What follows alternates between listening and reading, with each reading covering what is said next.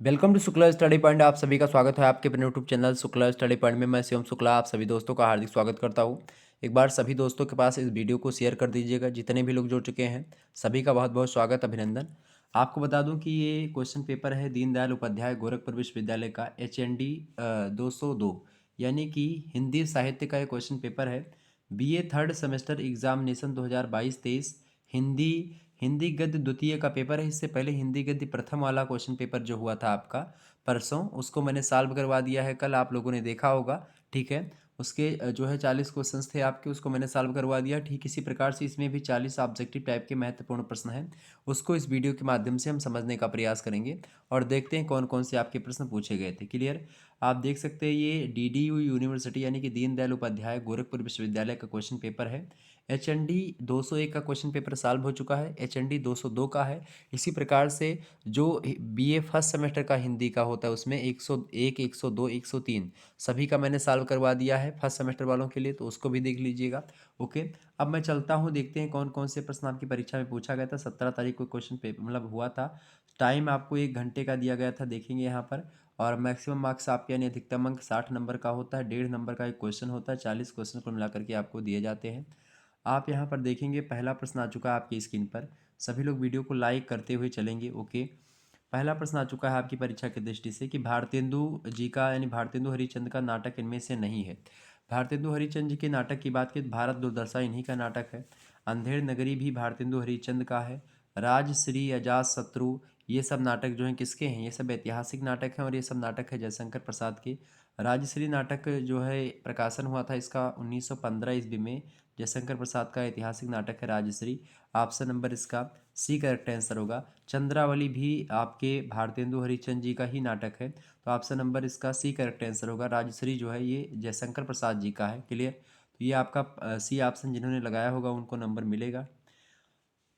दूसरा प्रश्न आपसे पूछा गया कि प्रसाद युग के नाटककार नहीं हैं। प्रसाद युग के नाटककार कौन है? देखिए, लक्ष्मी नारायण मिश्रा जी प्रसाद युग के नाटक हैं। ओके, हरे कृष्ण प्रेमी जी भी हैं और गोविंद दास भी हैं। मोहन राकेश जी जो हैं ये किस युग के लेखक हैं भाई? तो मोहन राकेश द्विवेदी युग के लेखक मतलब द्विवेदी युग के नाटककार हैं। ऑप्शन नंबर इसका सी लगा दीजिएगा। अगला क्वेश्चन आप देखेंगे, तीसरा नंबर प्रश्न आपका आ चुका है। हिंदी का ऐतिहासिक नाटक नहीं है इनमें से। देखिए, स्कंदगुप्त, राजश्री और जो है राखी की लाज, ये तीनों आपके ऐतिहासिक नाटक हैं। ये बात आप ध्यान रखेंगे। सूखी डाल जो है ये आपका ऐतिहासिक नाटक नहीं है। क्लियर, समझ में आ रही बातें? तो सूखी डाल आपकी जो रचना है ये किसकी है? ये उपेंद्र नाथ अश्क की रचना है। ऑप्शन नंबर सी लगा दीजिएगा। ये आपकी क्या नहीं है भाई? ये आपकी जो है सूखी डाल जो रचना है सूखी डाली, ये ऐतिहासिक नाटक नहीं। बाकी स्कंदगुप्त, राजश्री, राखी की लाज, ये सब एक ऐतिहासिक नाटक है। Option number C correct answer होगा। अगला क्वेश्चन आप देखेंगे, चौथा नंबर आपका प्रश्न पूछा गया था कि हिंदी एकांकी के प्रवर्तक नाटककार कौन है? आप सभी को पता होगा डॉक्टर राम कुमार वर्मा को हिंदी एकांकी के प्रवर्तक के रूप में जाना जाता है। तो चौथे का करेक्ट आंसर होगा option number A, doctor Ram Kumar Verma. पांचवा क्वेश्चन आपसे पूछा गया था कि आवारा मसीहा जीवनी है। किसकी जीवनी है भाई? देखिए, आवारा मसीहा जो है ये शरद चंद्र चटर्जी की जीवनी है। ऑप्शन नंबर इसका सी करेक्ट आंसर होगा। वैसे अगर आपसे पूछता कि आवारा मसीहा किसकी रचना है, तो आवारा मसीहा जो रचना है एक जीवनी विधा की रचना है और आवारा मसीहा को लिखा है विष्णु प्रभाकर ने। ठीक है, और विष्णु प्रभाकर ने किसकी जीवनी को लिखा है? तो उन्होंने शरदचंद्र चटर्जी की जीवनी को लिखा है। ठीक है, आवारा मसीहा शीर्षक से। क्लियर। आगे बढ़ते हैं। अगला क्वेश्चन आप देखेंगे, छठा नंबर आपका प्रश्न आपसे पूछा गया था कि हिंदी की पहली आत्मकथा कौन है? तो हिंदी की पहली आत्मकथा आपकी अर्धकथानक। अर्धकथानक जो आत्मकथा है ये 1641 में प्रकाशित हुई थी। ठीक है, और इसके लेखक है बनारसी दास जैन। बनारसी दास जैन द्वारा 1641 में प्रकाशित की गई ये रचना है। ठीक है, ऑप्शन नंबर सी अर्धकथानक ये हिंदी की पहली आत्मकथा स्वीकार की जाती है। C option is right answer. Next question देखने का प्रयास करेंगे। सातवां प्रश्न आपकी स्क्रीन पर आ चुका है भाई। सातवां प्रश्न आप देखने का प्रयास करेंगे सभी लोग। प्रश्न आपका सातवां नंबर है कि हरिवंश राय बच्चन जी की आत्मकथा नहीं है। देखिए, नीड़ का निर्माण, फिर बसेरे से दूर और 10 द्वार से सोपान तक, ये जो है इनके जो हरिवंश राय बच्चन की आत्मकथा। और एक है क्या भूलूं क्या याद करूं। चार भाग है किसके? इनकी मतलब जो हरिवंश राय बच्चन की आत्मकथा है उसके 4 भाग हैं। एक नीड़ का निर्माण, फिर एक क्या भूलूं क्या याद करूं, एक बसेरी से दूर और एक 10 द्वार से सोपान तक। क्लियर। अपनी खबर जो ये है ये भी एक आत्मकथा ही है, और अपनी खबर जो आत्मकथा है ये पांडे बेचन शर्मा की आत्मकथा है। क्लियर। किसकी आत्मकथा है? पांडे बेचन शर्मा की है, तो ऑप्शन नंबर इसका सी लगा दीजिएगा। सॉरी, ये हरिवंश राय बच्चन जी की आत्मकथा नहीं है। क्लियर। ऑप्शन नंबर सी अपनी खबर किसकी है आत्मकथा? पांडे बेचन शर्मा की आत्मकथा है। 8वां क्वेश्चन आप देखेंगे, अरे यायावर रहेगा याद किस विधा की रचना है? तो अरे यायावर रहेगा याद ये रचना है भाई किसकी? ये यात्रा वृत्तांत रचना है। ऑप्शन नंबर डी लगा दीजिएगा। अरे यायावर रहेगा याद ये रचना आज्ञे की है, सच्चिदानंद हीरानंद वात्स्यनज्ञे। नेक्स्ट क्वेश्चन देखेंगे, 9वां नंबर प्रश्न आपसे पूछा गया था, कस्तूरी कुंडल बसई ये आत्मकथा किसकी है? तो कस्तूरी कुंडल बसई ये आत्मकथा है मैत्रेय पुष्पा की। किसकी है? मैत्रेय पुष्पा की। ऑप्शन नंबर बी लगा दीजिएगा। अगला प्रश्न आपसे पूछा गया था 10वां नंबर, तूफानों के बीच रिपोर्टाज है, बताएं। सॉरी, तूफानों के बीच रिपोर्टाज किसका है इनमें से? तो तूफानों के बीच रिपोर्टाज जो है ये रांगिए राघव का है। ऑप्शन नंबर इसका बी लगा दीजिएगा। जिन्होंने बी लगाया होगा उनको नंबर मिल जाएगा। अगला क्वेश्चन आपका 11वां नंबर आपसे पूछा गया था कि जयशंकर प्रसाद का नाटक नहीं है, बताएं। जयशंकर प्रसाद का देखिए ध्रुव स्वामी नाटक जयशंकर प्रसाद का है, चंद्रगुप्त भी है, झांसी की रानी ये किसका है भाई? झांसी की रानी जो नाटक ये उपन्यास है वृंदावन लाल वर्मा का है। अजात शत्रु नाटक जो है ये भी जयशंकर प्रसाद का ही नाटक है। ध्रुव स्वामिनी, चंद्रगुप्त और अजात शत्रु ये जो है नाटक है किसका? जयशंकर प्रसाद का। ठीक क्लियर। तो ऑप्शन नंबर सी लगा दीजिएगा, झांसी की रानी वृंदावन लाल वर्मा का है, 1946 में प्रकाशन हुआ था। Option number C correct answer होगा। 12वां क्वेश्चन आप देखेंगे, ध्रुव स्वामिनी नाटक की मूल समस्या क्या है? ध्रुव स्वामिनी नाटक की मूल समस्या है स्त्री अस्मिता की। ऑप्शन नंबर डी लगा दीजिएगा।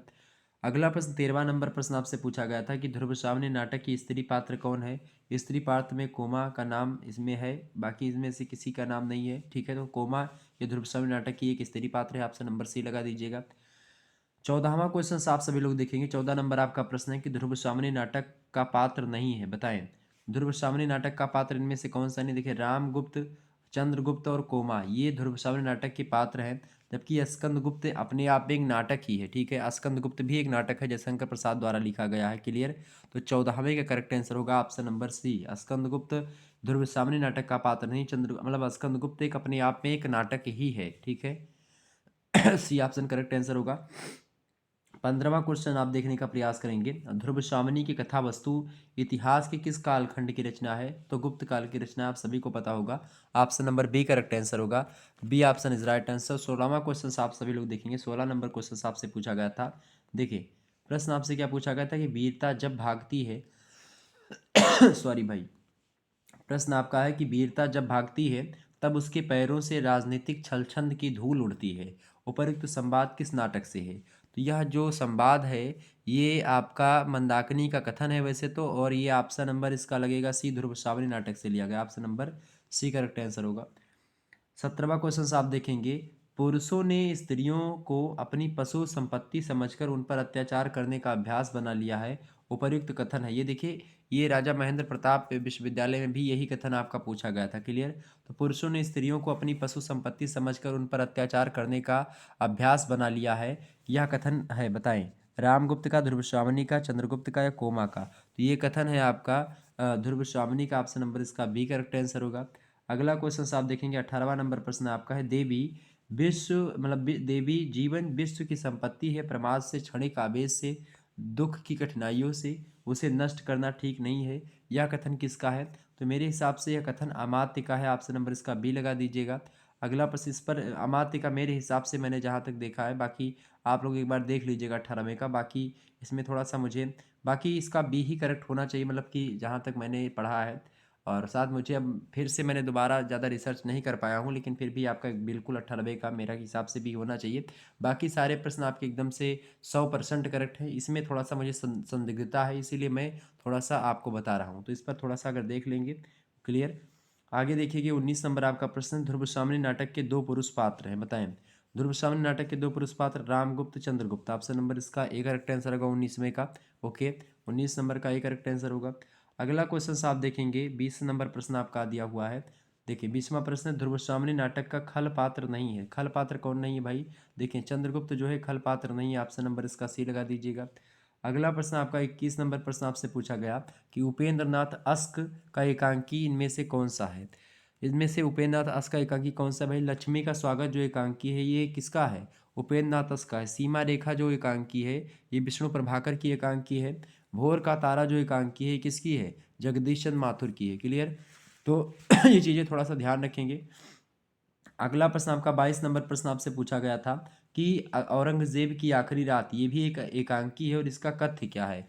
औरंगजेब की आखिरी रात ये एकांकी है और इसका कथ्य है मानव जीवन के दुर्बल पक्ष का उद्घाटन, शक्ति के मद में मदांध व्यक्ति का चित्रण, मनुष्य की सबसे बड़ी दुर्बलता महत्वाकांक्षा है, इस तथ्य का उद्घाटन भी है। ऑप्शन नंबर डी लगा दीजिएगा और उपर्युक्त सभी। 22 नंबर का डी ऑप्शन होगा। 23 नंबर आपका प्रश्न पूछा गया था कि कारवां एकांकी है, बताएं कारवां एकांकी किसकी भाई, फटाफट से बताने का प्रयास करेंगे। कारवां एकांकी के लेखक हैं आपके भुवनेश्वर। ऑप्शन नंबर इसका बी करेक्ट आंसर होगा। अगला क्वेश्चन आप देखेंगे 24 नंबर प्रश्न है, लक्ष्मी नारायण लाल का एकांकी इनमें से कौन सा है। लक्ष्मी नारायण लाल का एकांकी कौन सा है भाई, तो इनमें से लक्ष्मी नारायण लाल का एकांकी है option number A mister Abhimanyu जो है, ये रचना लक्ष्मी नारायण लाल की है। ठीक है, सिपाही की माँ जो एकांकी इसको लिखा है मोहन राकेश ने। क्लियर, और कारवां तो मैंने आपको बता ही दिया था, कारवां किसकी रचना है भाई, कारवां के बारे में मैंने आपको बता भी दिया है इससे पहले। कारवां एकांकी के लेखक कौन है, तो कारवां के लेखक कौन है भाई, कारवां के लेखक है भुवनेश्वर। ठीक है, तो ये ध्यान रखेंगे। आगे बढ़ते हैं। 25वां क्वेश्चन आप देखेंगे, सही सुमेलित है। औरंगजेब की आखिरी रात जगदीश चंद्र माथुर की है क्या, बताएं। जगदीश चंद्र माथुर की भोर का तारा है। ठीक है, ये बात ध्यान है, भोर का तारा किसकी रचना है, जगदीश चंद्र माथुर की है। लक्ष्मी का स्वागत राम कुमार वर्मा का है क्या, बताया भाई। सही सुमेलित कौन सा है, ये सब गलत है। सिपाही की माँ मैंने अभी भी आपको बताया था, सिपाही की माँ जो रचना है ये मोहन राकेश की है। ऑप्शन नंबर डी लगा दीजिएगा, यही करेक्ट आंसर है। ओके, आगे बढ़ते हैं। अगला क्वेश्चन आप देखेंगे, और भोर का तारा आपका जगदीश चंद्र माथुर की रचना है। ठीक है, भोर का तारा जगदीश चंद्र माथुर की रचना है। क्लियर, समझ में आ रही बात है ना। ओके, और आपकी औरंगजेब की आखिरी रात जो रचना है ये राम कुमार वर्मा की रचना है। ठीक है, यहाँ पर देख लीजिए, औरंगजेब की आखिरी रात ये रचना किसकी है, ये रचना है राम कुमार वर्मा जी की। क्लियर, भोर का तारा जो रचना है, भोर का तारा के लेखक कौन है, जगदीश चंद्र माथुर हैं। ठीक है, यानी कि ये हैं जगदीश चंद्र माथुर जो हैं, ये भोर के तारा के लेखक हैं। और आखिरी मतलब औरंगजेब की आखिरी रात के लेखक कौन है, राम कुमार वर्मा। ठीक है, यानी कि ये हैं इसके राम कुमार वर्मा। लक्ष्मी का स्वागत एकांकी लिखा किसने, लक्ष्मी के स्वागत के एकांकी लिखा है उपेंद्र नाथ अस्क ने। इसका ये हो जाएगा। सिपाही की माँ मोहन राकेश, बिल्कुल करेक्ट आंसर आपका सुमेलित है। ऑप्शन नंबर डी लगा दीजिएगा। ठीक है, तो इसका डी करेक्ट आंसर होगा।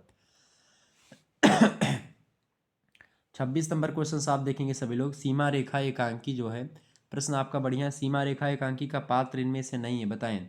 अरविंद, विजय, राजेश, सुभाष। तो सीमा रेखा एकांकी सबसे पहले जानो किसकी रचना है, आप सभी लोग बताएंगे। बिल्कुल Vishnu Prabhakar is right answer. तो सीमा रेखा एकांकी का पात्र इनमें से कौन सा नहीं है भाई, तो इनमें से जो ऑप्शन नंबर राजेश दिया हुआ है सी ऑप्शन में, यही नहीं है। बाकी विजय, अरविंद और सुभाष ये सीमा रेखा एकांकी के पात्र हैं, राजेश नहीं है। Option number C correct answer होगा। अगला क्वेश्चन 27 नंबर प्रश्न आपका दिया हो कि सही सुमेलित इनमें से कौन सा है। जूठन जो है ये ओम प्रकाश वाल्मीकि की रचना है। आत्मकथा ऑप्शन नंबर इसका आत्मकथा अंश है, जीवनी अंश है शायद, ये आत्मकथा अंश है। Option number B correct answer होगा इसका, आत्मकथा अंश। अगला क्वेश्चन आप देखेंगे 28 नंबर प्रश्न आपका है, कलम का सिपाही के लेखक कौन है भाई। कलम का सिपाही के लेखक हैं अमृत राय। आपसे लेखक पूछा गया कलम के सिपाही के। ठीक है, कलम के सिपाही किसको कहा जाता है, तो मुंशी प्रेमचंद को कहा जाता है। और मुंशी प्रेमचंद जी के पुत्र का नाम है अमृत राय, उन्होंने लिखा है कलम का सिपाही प्रेमचंद जी के बारे में है। ठीक है, ऑप्शन नंबर इसका बी करेक्ट आंसर होगा। अगला प्रश्न तो 28 का बी ऑप्शन। 29 नंबर प्रश्न आप देखेंगे, मेरा परिवार का गिल्लू जो है, गिल्लू गिलहरी का बच्चा था। ऑप्शन नंबर सी लगा दीजिएगा। ठीक है, तो आपसे पूछा जा गया था कि मेरा परिवार, ये रचना किसकी, मेरा परिवार, मेरा परिवार रचना ये महादेवी वर्मा जी की। क्लियर, अगला प्रश्न आप देखेंगे 30 नंबर प्रश्न आपका बढ़िया प्रश्न है, इसको थोड़ा सा ध्यान से देखने का प्रयास करेंगे। मिलान वाला, सबसे पहले इसको मिलाते हैं। देखिए इधर पुस्तक का नाम लिखा हुआ है, इधर लेखक है। अब इनमें से हमको ऋण जल धन जल पुस्तक के लेखक कौन है, आप सभी लोगों ने पढ़ा होगा, आपके पाठ्यक्रम में भी संकलित है। तो ऋण जल धन जल के लेखक हैं आपके फणीश्वरनाथ रेणु जी। ऑप्शन नंबर इसका कौन सा, और ऋण जल धन जल जो है बाढ़ और सूखा से संबंधित जो चीज़ें हैं उसी के बारे में है, बिहार के में खास करके। तो ऋणजल धनजल फणीश्वरनाथ रेणु की रचना है। तो इनमें से सबसे पहले हम देखेंगे कि का चौथा कौन कौन है। का चौथा आपका ए में पड़ रहा है, का चौथा, और सी में पड़ रहा है ए का चौथा, यानी कि आपका ऑप्शन नंबर बी वैसे गलत हो गया और डी भी आपका गलत हो गया। क्लियर। देखें भाई, इसको थोड़ा सा देखने का प्रयास करेंगे तो ऋणजल धनजल जो है आपका ये फणीश्वरनाथ रेणु का है। इसमें देखें तो इसका पहले का मैंने आपको बताया कि भाई पहले का आपका चौथा, और यहाँ पर देखेंगे डी में भी पहले का आपका चौथा ही दिया है, मतलब सॉरी सी में आपका पहले का चौथा दिया है का, और आपका ऑप्शन नंबर बी गलत हो गया, ठीक है, और आपका डी गलत हो गया। क्लियर। अब आपका बच रहा है सी और ए। अब थोड़ा सा अगर एक और पता है आपको तो आप आसानी से पता लगा पाएंगे। मेरा परिवार यानी गा का आपका कौन सा है। देखिए मेरा परिवार हमको पता है, अभी मैंने आपको बताया था। मेरा परिवार ये महादेवी वर्मा का है, तो ऑप्शन नंबर इसका बी, मतलब कि गा का चाहेगा दो पे। तो गा का दो किस में दिया हुआ है, सी में दिया हुआ है। गा का तीन इसमें दिया, यही ये गलत हो गया, ये आपका गा का दो इसमें दिया हुआ है, तो आपका ए ऑप्शन करेक्ट आंसर हो जाएगा। तो इस प्रकार से आप मिला सकते हो। आपको अगर दो भी पता तो आप आसानी से कर पाएंगे इनमें से। ऋणजल धनजल किसकी रचना है भाई, फणीश्वरनाथ रेणु की है, ठीक है। सदाचार का ताबीज किसकी रचना है, ये हरिशंकर परसाई की रचना है, ठीक है। मेरा परिवार जो है ये महादेवी वर्मा की रचना है, कारवां भुवनेश्वर की, ठीक है। तो ऑप्शन नंबर ए लगा दीजिएगा, पहले का चौथा और दूसरे का जो है तीसरा हो जाए, मतलब खा का तीसरा हो जाएगा, गा का दूसरा और घा का पहला लगेगा, ठीक है। ये आपका लगेगा ऑप्शन नंबर ए तीसरे का। तो जिन्होंने ए लगाया होगा उनको नंबर मिलेगा। अगला क्वेश्चन आप देखेंगे 31 नंबर क्वेश्चन आपसे पूछा गया है, देखेंगे सभी लोग। 31 नंबर प्रश्न है, रिपोर्टाज मूलतः किस भाषा का शब्द है। तो रिपोर्टाज किस भाषा का शब्द है, ये फ्रेंच भाषा का शब्द है। ऑप्शन नंबर इसका ए करेक्ट आंसर होगा। अगला क्वेश्चन आप देखेंगे 32 नंबर प्रश्न आपका दिया हुआ है, घुमक्कड़ शास्त्र के आचार्य हैं। तो घुमक्कड़ शास्त्र के आचार्य कौन है, महापंडित Rahul Sankrityayan. Option number C correct answer होगा। अगला क्वेश्चन आप देखेंगे 33 नंबर प्रश्न आपका दिया हुआ है, आंखों देखा पाकिस्तान ये यात्रा वृतांत है और इसके लेखक कौन हैं। तो आंखों देखा पाकिस्तान के जो लेखक हैं उनका नाम है Kamleshwar. Option number A correct answer होगा। अगला प्रश्न आप देखिएगा 34 नंबर प्रश्न आपसे पूछा गया कि मेरी असफलताएं आत्मकथा जो है इसके लेखक कौन है। आपसे ऐसा ही पूछा जा सकता था कि मेरी असफलताएं किस विधा की रचना है। तो बताएं, मेरी असफलताएं एक आत्मकथा जो है और इसके लेखक कौन है आपसे पूछा गया है। तो मेरी असफलताएं ये लिखा है किसने भाई, बाबू गुलाब राय की रचना है, ठीक है। तो 34 का करेक्ट आंसर होगा ऑप्शन नंबर सी, बाबू गुलाब राय की रचना है मेरी असफलताएं। अगला क्वेश्चन है आपका 35 नंबर प्रश्न है, मीर का तारा मैं मतलब कि मीर का तारा बोलो चाहे भोर का तारा, बात एक ही है, ठीक है। तो भोर का तारा एकांकी के पात्र इनमें से कौन से नहीं है। तो जो भोर के तारा जो एकांकी इसके पात्र कौन से नहीं भाई, देखें छाया शेखर माधव ये सब है, रजनी जो है इसकी पात्र नहीं है, ऑप्शन नंबर डी लगा दीजिएगा। नेक्स्ट क्वेश्चन आप देखेंगे 36 नंबर प्रश्न आपका है, लक्ष्मी का स्वागत एकांकी के पात्र नहीं। लक्ष्मी का स्वागत एकांकी किसकी है, आप इसको कमेंट करके बताओगे। लक्ष्मी का स्वागत उपेंद्र नाथ अस्क की रचना है, बिल्कुल ठीक है। लक्ष्मी का स्वागत जो एकांकी है इसमें कौन कौन है, देखिए रोशन है, अरुण है, भांसी भी है, शारदा नहीं है, ऑप्शन नंबर इसका सी लगा दीजिएगा। ओके। अगला क्वेश्चन आप देखेंगे 37 नंबर प्रश्न आपसे पूछा गया था, मिस्टर अभिमन्यु एकांकी का पात्र नहीं है, फटाफट से बताने का प्रयास करेंगे। मिस्टर अभिमन्यु एकांकी का पात्र इनमें से कौन सा नहीं है। देखिए तो मिस्टर अभिमन्यु का जो पात्र है, देखिए राजन, केजरीवाल, गयादत्त ये सब है, सुनीता नहीं है, ऑप्शन नंबर इसका बी करेक्ट आंसर होगा 37 का। तो 37 का जिन्होंने बी लगाया होगा उनको 1.5 नंबर मिल जाएगा। 38 नंबर क्वेश्चन आप देखेंगे आपसे पूछा गया था कि जिनके साथ जिया 30 बरस का साथी संस्मरण जो है हिंदी के किस आलोचक के बारे में है। तो राम विलास शर्मा के बारे में है, option number B correct answer होगा, ठीक है, 38 का बी ऑप्शन। अगला प्रश्न आप देखने का प्रयास करेंगे 39 नंबर प्रश्न आपसे पूछा गया था कि ऋणजल धनजल रिपोर्टार जो है किस प्राकृतिक आपदा के बारे में है। तो मैंने आपको बताया भी है कि बाढ़ और सूखा से रिलेटेड है, ऑप्शन नंबर इसका बी करेक्ट आंसर होगा। अगला क्वेश्चन आप देखेंगे 40 नंबर और लास्ट नंबर प्रश्न है आपका, सदाचार की ताबीज व्यंग किस समस्या को संबोधित है, फटाफट से बताएंगे। सदाचार की ताबीज व्यंग किस समस्या को संबोधित करती भाई। तो 40 का करेक्ट आंसर होगा ऑप्शन नंबर सी, यानी भ्रष्टाचार से रिलेटेड है सदाचार की ताबीज, और इसके लेखक हैं आपके कौन, हरिशंकर परसाई शायद, ठीक है, ये बात ध्यान रखेंगे। तो सदाचार की ताबीज उन्होंने ही लिखा है। क्लियर, ये बात आप थोड़ा सा ध्यान रखेंगे। आगे बढ़ने का प्रयास किया जाए। अगला क्वेश्चन आपका कौन सा, अगला क्वेश्चन तो आपका खत्म ही हो गया, यानी कि 40 क्वेश्चन ही आपके पूछे गए थे। मैंने आपको 40 बता दिया आपको। क्लियर। क्लियर। तो सदाचार की ताबीज़ जो है ये किसकी रचना है? ये व्यंग है, एक हरिशंकर परसाई एक व्यंग रचनाकार हैं, आपको पता होगा। तो उन्होंने ही ये लिखा है और ये भ्रष्टाचार से रिलेटेड है। ऑप्शन नंबर इसका सी होगा। तो ये चीज़ क्लियर हो गई आपकी। तो इस प्रकार से आपके क्वेश्चन पेपर को मैंने सॉल्व करवा दिया है। ओके, और भी जो क्वेश्चन पेपर आपका होगा किसी भी विश्वविद्यालय का, तो हमारे नंबर 91 61 93 60 62 इस पर आप लोग व्हाट्सअप कर दीजिएगा क्वेश्चन पेपर, ठीक है। और आपका क्वेश्चन पेपर मैं सॉल्व करवा दूंगा, ठीक है। लिखित का भी होगा तो भी सेंड कर दीजिएगा, ऑब्जेक्टिव का भी होगा तो भी सेंड कर दीजिएगा। जो भी सब्जेक्ट का होगा आप सभी सब्जेक्ट के शेयर करते रहिएगा। ओके, धन्यवाद। मिलते हैं नेक्स्ट वीडियो में, तब तक के लिए जय हिंद जय भारत। आप सभी का बहुत बहुत धन्यवाद हमारे से जुड़ने के लिए। ओके, तब तक के लिए good night all of you. धन्यवाद, आप सभी का बहुत बहुत धन्यवाद।